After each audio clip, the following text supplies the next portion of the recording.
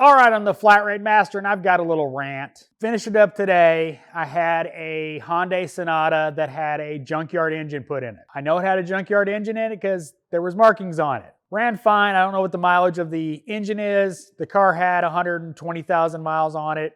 Drove fine other than the stuff I fixed on it. But the point of this video isn't that. What had been done to the car in the course of them doing that engine.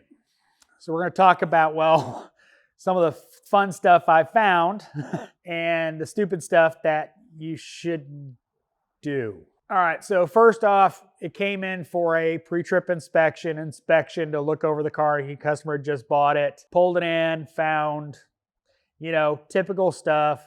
The tires were dry rotted. The driver's side CV axle boot was busted.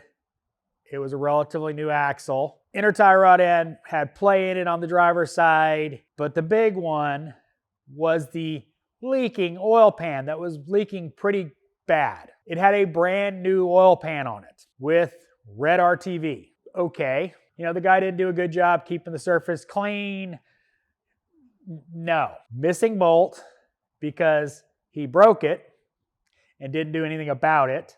He had stripped out threads that he didn't do anything about, and he gouged the block because why not? Hammer a screwdriver in there and then pry against the block with the tip instead of going the other way and pry against the pan. The soft, the round shaft versus the pointy part. So the customer got a brand new oil pan.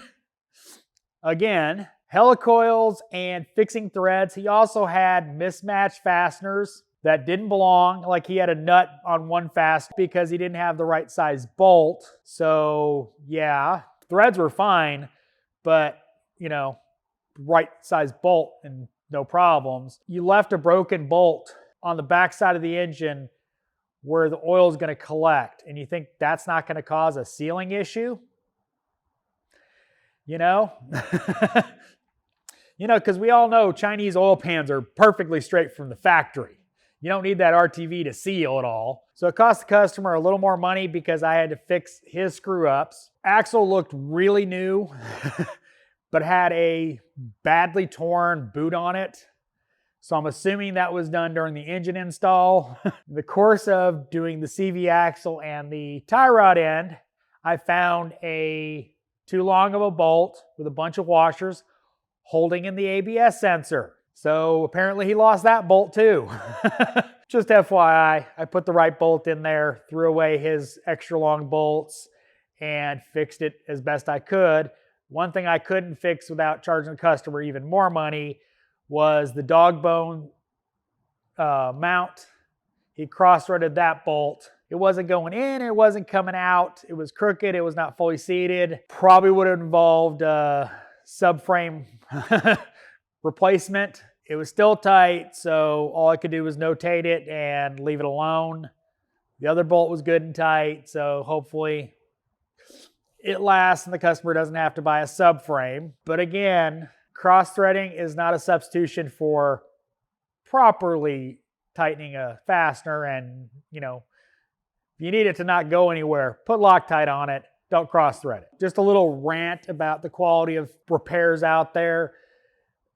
I mean, why would you think that would be a successful repair when you leave a broken bolt in an engine? And obviously keep track of your fasteners because, well, they go in certain places and you need the right length to do stuff. If that was you, do better. Just an FYI. Customer bought 4 tires, did the tie rod end, did the CV axle, did the oil repair, bought filters. His car is good for a little while anyway. It's a Hyundai, so, Anyway, as always, thanks for watching. I am the Flat Rate Master.